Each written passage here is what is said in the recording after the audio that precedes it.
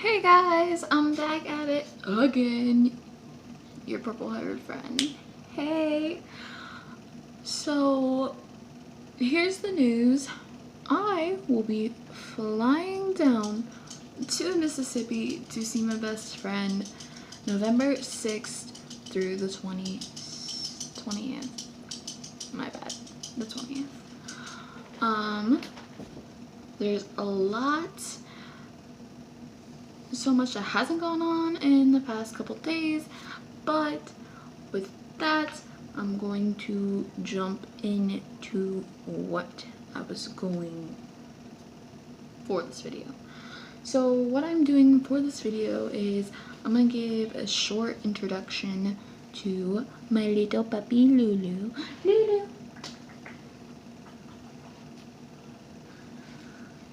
Here's Lulu, guys. And she is partially blind, but that doesn't stop me from loving her. Huh. Oh, my baby. My baby puppy. She is my little world. Mommy loves you. She's such a little brat, though. Oh, I caught her pooping right in front of me. Oh, didn't you? Didn't you? You don't want to admit it, but that's okay. That's okay. I love you. And she hasn't been my only dog. I have other dogs as well. Previously before her, my first dog that I can remember of was a small poodle, probably about her size, and she's only like this big, probably this wide, so she's tiny.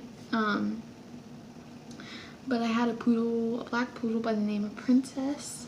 She ended up having seizures, and we ended up having to get rid of her because we couldn't afford to take care of her anymore. And currently she's living with the vet that we signed her over to. She is doing well, and she is my age, guys. I'm 18 and she is 18 years old. She's living a good life. She's living with other dogs that she particularly doesn't like, and unfortunately we can't get her back because we signed her over. We couldn't afford the medicine, obviously, but I still love her, and I hope I get to see her very soon. So jumping into the next dog, which we had while we had Princess, but her name was Maisie, and Maisie was a very good dog. She was a pit bull, and I know some of y'all's feelings on pit bulls, but my personal opinion is I love pit bulls.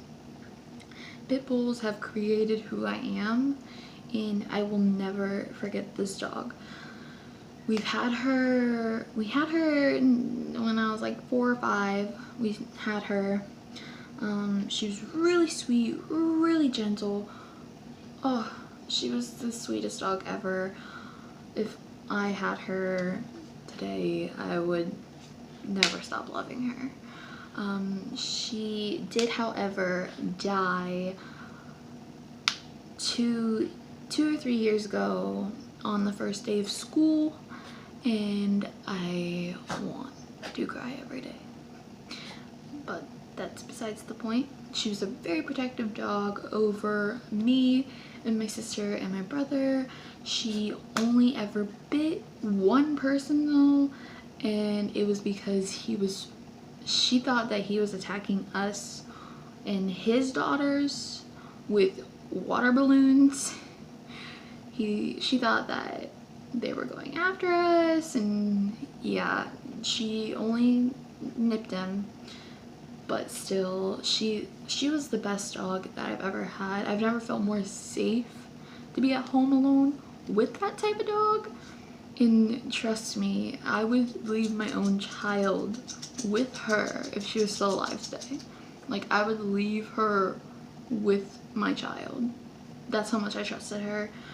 She was so sweet, so protective, and honestly, I can't change your minds about pit bulls, but I hope you can give them a chance to at least show what a pit bull is going to be like. It's really just the person that you get these pit bulls from. It's not really the breed itself. Pit bulls are a real bad topic today, and Rottweilers and German Shepherds and all these bigger dogs, everyone has a bad experience with. So I'm going to tell you guys a short story that happened to me when I was like, I think I was like 9 or 10 at the time, maybe 8, not sure. So when we got Maisie and 3 years have passed, so I was probably like 8 or 9 at this point, and we ended up getting my uncle's pit bull as well. His name was Oscar. He had the head of a basketball, guys.